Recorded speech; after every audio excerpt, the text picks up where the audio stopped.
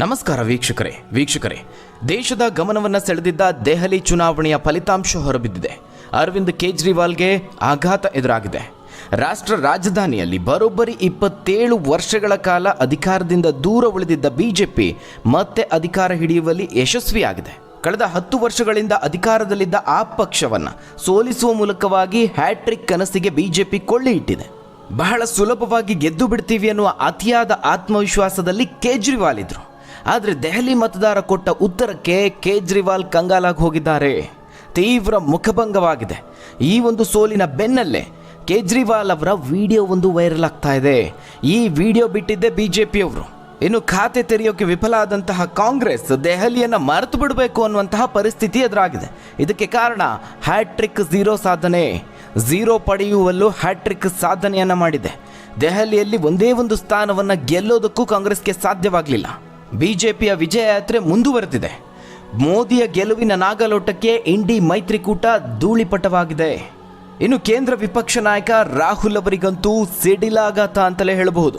ದೆಹಲಿ ಚುನಾವಣೆಯ ಫಲಿತಾಂಶದಿಂದ ರಾಷ್ಟ್ರ ರಾಜಕಾರಣದಲ್ಲಿ ಏರುಪೇರಾಗಿದೆ. ಹಾಗಾದರೆ ದೆಹಲಿ ಫಲಿತಾಂಶದ ಬೆನ್ನಲ್ಲಿ ಏನಾಗ್ತಾ ಇದೆ, ಆ ಎಲ್ಲದರ ಬಗ್ಗೆ ಒಂದು ವರದಿ ಇದೆ, ನೋಡೋಣ. ವೀಕ್ಷಕರೇ, ಇತ್ತೀಚಿನ ಚುನಾವಣೆಗಳಲ್ಲಿ ಬಿಜೆಪಿ ಒಂದು ಸಂಪ್ರದಾಯವನ್ನು ಪಾಲಿಸಿಕೊಂಡು ಬಂದಿದೆ. ವಿಧಾನಸಭಾ ಚುನಾವಣೆಗೂ ಮುನ್ನ ಮುಖ್ಯಮಂತ್ರಿಯನ್ನು ಘೋಷಣೆ ಮಾಡ್ತಾ ಇಲ್ಲ. ಅದೇ ರೀತಿ ದೆಹಲಿ ವಿಚಾರದಲ್ಲೂ ಆಗಿದೆ. ಈಗ ಬಿಜೆಪಿಯ ಭರ್ಜರಿಯಾದ ವಿಜಯದ ನಂತರದಲ್ಲಿ ದೆಹಲಿಯ ಮುಂದಿನ ಮುಖ್ಯಮಂತ್ರಿ ಯಾರು, ಹೇಗೆ ಆಯ್ಕೆ ಮಾಡ್ತಾರೆ, ಇದು ಈಗ ಕುತೂಹಲ ಮೂಡಿಸಿರುವಂತಹ ಸಂಗತಿ. ಸದ್ಯ ಬಿಜೆಪಿ ಹೈಕಮಾಂಡ್ನ ಮುಂದೆ ಸಾಕಷ್ಟು ಆಯ್ಕೆಗಳಿದೆ. ಮುಖ್ಯಮಂತ್ರಿ ರೇಸ್ನಲ್ಲಿ ಸಂಭಾವ್ಯ ಅಭ್ಯರ್ಥಿಗಳು ಯಾರ್ಯಾರಿದ್ದಾರೆ ಅನ್ನೋದನ್ನು ಗಮನಿಸೋದಾದರೆ ಅದರಲ್ಲಿ ಮೊದಲನೇದಾಗಿ ಕಾಣಿಸ್ಕೊಳ್ಳೋದೇ ಪರ್ವೇಶ್ ವರ್ಮಾ ಅವರು. ದೆಹಲಿಯ ಮಾಜಿ ಮುಖ್ಯಮಂತ್ರಿ ಸಾಹಿಬ್ ಸಿಂಗ್ ವರ್ಮಾ ಅವರ ಪುತ್ರನೇ ಪರ್ವೇಶ್ ವರ್ಮಾ ಅವರು. ಈಗ ಅವರು ಮತ್ತೊಂದು ಸಾಧನೆ ಮಾಡಿದ್ದಾರೆ. ಮಾಜಿ ಮುಖ್ಯಮಂತ್ರಿ ಆಪ್ನ ಮುಖ್ಯಸ್ಥ ಅರವಿಂದ್ ಕೇಜ್ರಿವಾಲ್ ಅವರನ್ನು ಸುಮಾರು 4,000ಕ್ಕೂ ಹೆಚ್ಚು ಮತಗಳಿಂದ ಸೋಲಿಸಿದ್ದಾರೆ. ಹೀಗಾಗಿ ನವದೆಹಲಿ ಕ್ಷೇತ್ರದಿಂದ ವರ್ಮಾ ಅವರು ಗೆಲ್ತಾ ಇದ್ದಂತೆ ಇವರೇ ಸಿಎಂ ಆಗ್ತಾರೆ ಅಂತ ಹೇಳಲಾಗ್ತಾ ಇದೆ. ಇನ್ನು ವೀಕ್ಷಕರೇ, ಮತ್ತೊಂದು ವಿಶೇಷ ಅಂದರೆ ಕಳೆದ 6 ಚುನಾವಣೆಗಳಲ್ಲಿ ಇದೇ ಕ್ಷೇತ್ರದಿಂದ ಗೆದ್ದವರೇ ಸಿಎಂ ಆಗಿರೋದು. 1998, 2003, 2008ರಲ್ಲಿ ಶೀಲಾ ದೀಕ್ಷಿತ್ ಅವರು ಸಿಎಂ ಆಗ್ತಾರೆ. 2013, 15 ಹಾಗೆ 2020ರಲ್ಲಿ ಅರವಿಂದ್ ಕೇಜ್ರಿವಾಲ್ ಅವರು ಸಿಎಂ ಆಗ್ತಾರೆ. ಇನ್ನು ಬಿಜೆಪಿ ಹೈಕಮಾಂಡ್ನ ಮುಂದೆ ಇರುವ ಎರಡನೇ ಆಯ್ಕೆ ಅಂದರೆ ವಿಜೇಂದ್ರ ಗುಪ್ತಾ ಅವರು.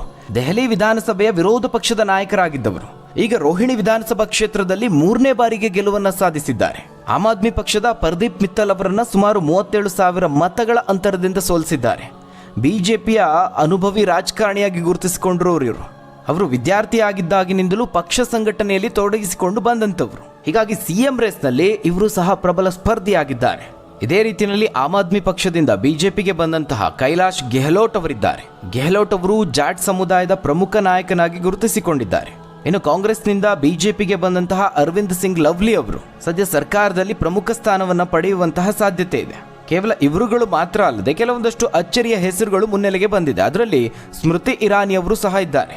ಇದಿಷ್ಟು ಸಿಎಂ ರೇಸ್ನಲ್ಲಿರೋರ ಬಗ್ಗೆ. ಆದರೆ ಬಿಜೆಪಿಯ ಗೆಲುವು ರಾಹುಲ್ ಗಾಂಧಿಗೆ ಶಾಕ್ ನೀಡಿದೆ. ಇದು ದೆಹಲಿ ಚುನಾವಣೆಗೆ ಸಂಬಂಧಪಟ್ಟಂತೆ ಮಾತ್ರ ಅಲ್ಲ, ರಾಷ್ಟ್ರ ರಾಜಕಾರಣಕ್ಕೆ ಸಂಬಂಧಪಟ್ಟಂತೆ. ದೆಹಲಿಯಲ್ಲಿ ಉಳಿವಿಗಾಗಿ ಹೋರಾಟವನ್ನು ನಡೆಸಿ ಸಾಲು ಸಾಲು ಮುಖಭಂಗವನ್ನು ಅನುಭವಿಸಿದೆ. ರಾಜ್ಯದ ಜನರು ಈಗ ಮತ್ತೆ ಅವರನ್ನು ಅಧಿಕಾರದಿಂದ ದೂರ ಇಡ್ತಿದ್ದಾರೆ.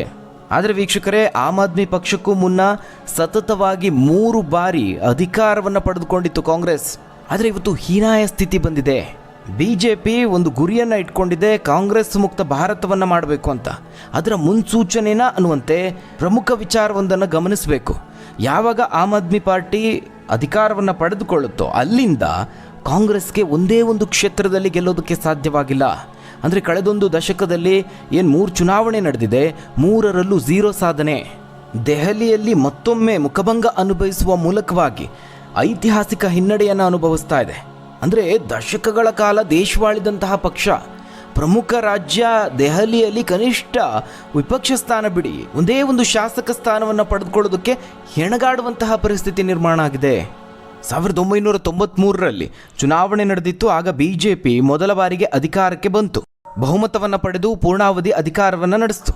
ಆ ಬಳಿಕ 1998ರಲ್ಲಿ ಮುಂದಿನ ಚುನಾವಣೆ ನಡೆಯುತ್ತೆ. ಅಲ್ಲಿ ಬಿಜೆಪಿ ಸೋತು ಕಾಂಗ್ರೆಸ್ ಅಧಿಕಾರದ ಚುಕ್ಕಾಣಿಯನ್ನು ಹಿಡಿಯುತ್ತೆ. ಕಾಂಗ್ರೆಸ್ ಅಲ್ಲಿಂದ 3 ಬಾರಿ ಅಂದರೆ 1998, 2003, 2008ರವರೆಗೆ ನಿರಂತರವಾಗಿ ಹ್ಯಾಟ್ರಿಕ್ ಗೆಲುವನ್ನು ಕಂಡಂತಹ ಪಕ್ಷ. ಶೀಲಾ ದೀಕ್ಷಿತ್ ಅವರು ಮುಖ್ಯಮಂತ್ರಿಯಾಗಿ ನೇತೃತ್ವವನ್ನು ವಹಿಸಿದ್ರು. ಒಂದಷ್ಟು ಅಭಿವೃದ್ಧಿ ಕಾರ್ಯಗಳ ಮೂಲಕವಾಗಿ ಅವರು ಪಕ್ಷಕ್ಕೆ ಹೆಸರನ್ನು ತಂದುಕೊಡ್ತಾರೆ. ಆದರೆ ಎಲ್ಲವೂ ಅಲ್ಲಿಗೆ ಕೊನೆಯಾಗುತ್ತೆ. ಈವರೆಗೂ ದೆಹಲಿಯಲ್ಲಿ ಒಂದೇ ಒಂದು ಕ್ಷೇತ್ರದಲ್ಲಿ ಕೈಪಡೆಗೆ ವಿಜಯವನ್ನು ಸಾಧಿಸೋದಕ್ಕೆ ಸಾಧ್ಯವಾಗಿಲ್ಲ.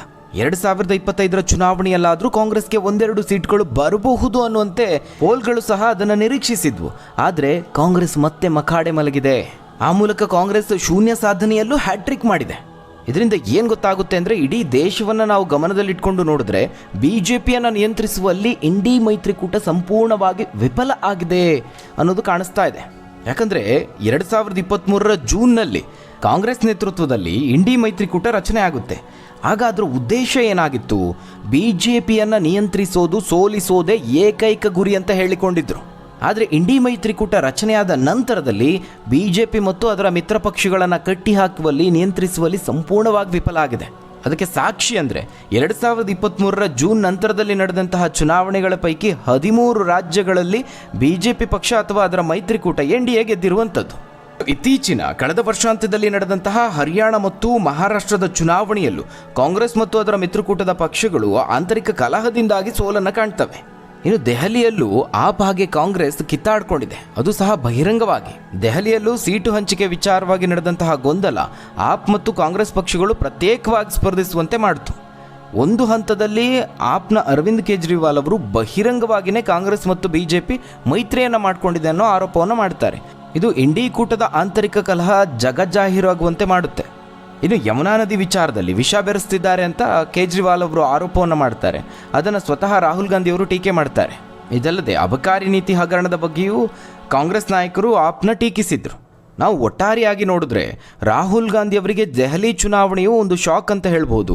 ಜೊತೆಗೆ ದೇಶಾದ್ಯಂತ ಕಾಂಗ್ರೆಸ್ ತನ್ನ ವರ್ಚಸ್ಸನ್ನು ಕಳೆದುಕೊಳ್ತಾ ಇದೆ. ಇದೇ ರೀತಿಯಾಗಿ ಮುಂದುವರೆದ್ರೆ ಕಾಂಗ್ರೆಸ್ಸನ್ನು ಹೊರಗಿಟ್ಟು ಇತರ ಪಕ್ಷಗಳೆಲ್ಲ ಸೇರಿ ಹೊಸದೊಂದು ಮೈತ್ರಿಕೂಟವನ್ನು ರಚನೆ ಮಾಡಿದ್ರೂ ಅಚ್ಚರಿಯೇನಿಲ್ಲ. ಅದು ಮುಂದಿನ ಲೋಕಸಭಾ ಚುನಾವಣೆಯ ಸಂದರ್ಭದಲ್ಲಿ ಆದರೂ ಆಗಬಹುದು. ಯಾಕಂದರೆ ಇಂಡಿ ಮೈತ್ರಿಕೂಟದಲ್ಲೇ ಗುರುತಿಸಿಕೊಂಡಿರುವಂತಹ ಬೇರೆ ಬೇರೆ ಪಕ್ಷಗಳು ಕಾಂಗ್ರೆಸ್ಸನ್ನು ಟೀಕೆ ಮಾಡ್ತಾ ಇದೆ. ಇನ್ನು ದೆಹಲಿ ಫಲಿತಾಂಶದ ನಂತರದಲ್ಲಿ ಜಮ್ಮು ಮತ್ತು ಕಾಶ್ಮೀರದ ಮುಖ್ಯಮಂತ್ರಿ ಓಮರ್ ಅಬ್ದುಲ್ಲಾ ಕಾಂಗ್ರೆಸ್ ಹಾಗೆ ಆಪ್ ಕುರಿತಾಗಿ ಒಂದು ಟ್ರೋಲ್ ಮಾಡಿದ್ದಾರೆ. ನಿಮ್ಮಲ್ಲೇ ನೀವು ಇನ್ನಷ್ಟು ಕಿತ್ತಾಡಿ, ಒಬ್ಬರನ್ನೊಬ್ಬರು ಮುಗಿಸ್ಬಿಡಿ, ಈ ರೀತಿಯಾಗೆಲ್ಲ ಕಾಂಗ್ರೆಸ್ ಬಗ್ಗೆ ಆಡಿಕೊಳ್ತಿದ್ದಾರೆ.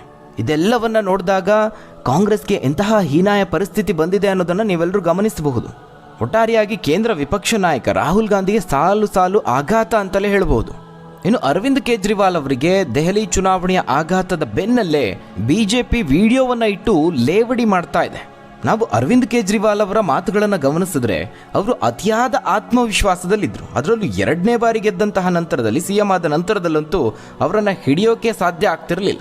ಆದರೆ ವೀಕ್ಷಕರೇ, ರಾಜಕಾರಣ ಅನ್ನೋದು ನಿಂತ ನೀರಲ್ಲ ಅನ್ನೋದು ಮತ್ತೊಮ್ಮೆ ಸಾಬೀತಾಗಿದೆ. ರಾಜಕಾರಣಿಗಳು ಅಧಿಕಾರಕ್ಕೆ ಅಂಟ್ಕೊಂಡು ಕೂರ್ಬೋದು, ಆದರೆ ಅಧಿಕಾರ ರಾಜಕಾರಣಿಗಳಿಗೆ ಅಂಟ್ಕೊಂಡಿರೋದಿಲ್ಲ. ಈಗ ಫಲಿತಾಂಶದ ನಂತರದಲ್ಲಿ ಕೇಜ್ರಿವಾಲ್ ಅವರು ಸೋಲನ್ನು ಒಪ್ಕೊಂಡಿದ್ದಾರೆ. ಆದರೆ ಇದಕ್ಕೂ ಮುಂಚೆ ಏನು ಹೇಳಿದ್ರೋ ಅದನ್ನು BJP ವಿಡಿಯೋ ಸಮೇತವಾಗಿ ಇಟ್ಟು ಟ್ರೋಲ್ ಮಾಡ್ತಾ ಇದೆ. ಒಂದು ಜನ್ಮ ಎತ್ತಿ ಬಂದರೂ ಪ್ರಧಾನಮಂತ್ರಿ ನರೇಂದ್ರ ಮೋದಿಯವರು ನಮ್ಮನ್ನು ಸೋಲಿಸೋದಕ್ಕೆ ಸಾಧ್ಯವೇ ಇಲ್ಲ ಅಂತ ಒಂದೆರಡು ಬಾರಿ ಅಲ್ಲ, 6 ತಿಂಗಳಿಗೊಮ್ಮೆ ಅನ್ನುವಂತೆ ಸ್ಟೇಟ್ಮೆಂಟನ್ನು ಕೊಡ್ತಾ ಬಂದಿದ್ದು. ತಮ್ಮ ಭಾಷಣಗಳಲ್ಲಿ, ವೇದಿಕೆಗಳಲ್ಲಿ ಅಬ್ಬರದ ಭಾಷಣವನ್ನು ಮಾಡಿದರು. ದಶಕದ ಹಿಂದೆ ಮುಖ್ಯಮಂತ್ರಿಯಾಗಿದ್ದ ಶೀಲಾ ದೀಕ್ಷಿತ್ ಅವರನ್ನ 2013ರ ಚುನಾವಣೆಯಲ್ಲಿ ಅರವಿಂದ್ ಕೇಜ್ರಿವಾಲ್ ಅವರು ಚುನಾವಣೆಗೆ ನಿಂತು ಸೋಲಿಸ್ತಾರೆ. ದೆಹಲಿಯಲ್ಲೇ ಅತ್ಯಂತ ಪ್ರತಿಷ್ಠೆಯ ಕಣ ಅಂದರೆ ಅದು ಹೊಸ ದೆಹಲಿ. ಇದೇ ಪ್ರತಿಷ್ಠೆಯ ಕಣದಲ್ಲೇ BJPಯ ಪರ್ವೇಶ್ ವರ್ಮಾ ಅವರು ಅರವಿಂದ್ ಕೇಜ್ರಿವಾಲ್ ಅವರಿಗೆ ಸೋಲಿನ ರುಚಿಯನ್ನು ತೋರಿಸಿದ್ದಾರೆ. ಇದು ಅರವಿಂದ್ ಕೇಜ್ರಿವಾಲ್ ಅವರಿಗೆ ಪಕ್ಷಕ್ಕೆ ಅರಗಿಸಿಕೊಳ್ಳಲಾಗದಂತಹ ಶಾಕ್. ಸದ್ಯ ಅಬಕಾರಿ ಹಗರಣ ಹಾಗೆ ಭ್ರಷ್ಟಾಚಾರದ ಆರೋಪಗಳು ಅವರ ಸೋಲಿಗೆ ಪ್ರಮುಖ ಕಾರಣ ಅಂತ ವಿಶ್ಲೇಷಣೆ ಮಾಡಲಾಗ್ತಿದೆ. ಮೊದಲ ಬಾರಿ ಅಧಿಕಾರಕ್ಕೆ ಬಂದಂತಹ ಸಂದರ್ಭದಲ್ಲಿ ಯಾವ ರೀತಿ ಇದ್ರು, ಒಂದು ಕಾಲದಲ್ಲಿ ಸಣ್ಣ ಕಾರಲ್ಲಿ ಬಂದು ಮುಖ್ಯಮಂತ್ರಿಯಾಗಿ ಯಾವುದೇ ಅಂಗರಕ್ಷಕನೂ ಇಲ್ಲದೆ ಒಬ್ಬ ಸಾಮಾನ್ಯ ಪ್ರಜೆಯಂತೆ ಆಡಳಿತವನ್ನು ನಡೆಸಿದ್ರು, ಎಲ್ಲರ ಮೆಚ್ಚುಗೆಗೆ ಪಾತ್ರವಾದರು. ಆದರೆ ಅದಾದ ನಂತರದಲ್ಲಿ ಇತ್ತೀಚೆಗೆ ಭವ್ಯ ಬಂಗಲೆಯ ನಿರ್ಮಾಣ ಚುನಾವಣಾ ಪ್ರಚಾರದ ಸಂದರ್ಭದಲ್ಲಿ BJPಗೆ ದೊಡ್ಡ ಅಸ್ತ್ರವಾಯಿತು. ಅರವಿಂದ್ ಕೇಜ್ರಿವಾಲ್ ಅವರು ಪ್ರಧಾನಿ ನರೇಂದ್ರ ಮೋದಿ ಅವರನ್ನ ಎದುರು ಹಾಕ್ಕೊಂಡು ನೇರ ಅನ್ನುವಂತೆ ವಾಕ್ಸಮರವನ್ನು ಮಾಡ್ತಾ ಇದ್ರು. ಆದರೆ ನರೇಂದ್ರ ಮೋದಿ ಅವರಿಗೆ ಅರವಿಂದ್ ಕೇಜ್ರಿವಾಲ್ರ ಭವ್ಯ ಬಂಗಲೆಯ ಒಂದು ಅಸ್ತ್ರ ಸಾಕಾಗಿತ್ತು. ಶೇಷ್ ಮಹಲ್ ಮಾಲೀಕನನ್ನು ಮತ್ತೆ ವಿಧಾನಸಭಾ ಚುನಾವಣೆಯಲ್ಲಿ ನೋಡೋದಕ್ಕೆ ಇಷ್ಟಪಡ್ತೀರಾ ಅಂತ ದೆಹಲಿ ಜನತೆಯನ್ನು ಪ್ರಶ್ನೆ ಮಾಡುತ್ತಲೇ ಪ್ರಚಾರವನ್ನು ಮಾಡಿದ್ರು. BJPಯನ್ನು ಭರ್ಜರಿಯಾಗಿ ಗೆಲ್ಲಿಸ್ಕೊಂಡು ಬಂದರು. ಈಗ ಇದೇ ಅರವಿಂದ್ ಕೇಜ್ರಿವಾಲ್ ಅವರ ಹಳೆಯ ವಿಡಿಯೋಗಳು, ಪ್ರಧಾನಮಂತ್ರಿ ನರೇಂದ್ರ ಮೋದಿ ಅವರು ಎಷ್ಟೇ ಜನ್ಮ ಎತ್ತಿ ಬಂದರೂ ಆಪನ್ನು ಸೋಲಿಸೋದಕ್ಕಾಗೋದಿಲ್ಲ, ಅರವಿಂದ್ ಕೇಜ್ರಿವಾಲ್ನ ಸೋಲಿಸೋದಕ್ಕಾಗೋದಿಲ್ಲ ಅಂತ ಹೇಳಿದ್ದ ವಿಡಿಯೋವನ್ನು ಈಗ BJP ವೈರಲ್ ಮಾಡ್ತಾ ಇದೆ. मैं नरेंद्र मोदी जी को कहना चाहता हूं, मोदी जी इस जन्म में तो आप हमको नहीं हरा सकते दिल्ली के अंदर आम आदमी पार्टी. ವಿಡಿಯೋ ಇಟ್ಟು ಲೇವಡಿ ಮಾಡ್ತಾ ಇದೆ. ಒಟ್ಟಾರೆಯಾಗಿ ಕೇಜ್ರಿವಾಲ್ಗೆ ತೀವ್ರ ಮುಖಭಂಗ ಆಗಿದೆ ಅಂತ ಹೇಳ್ಬೋದು.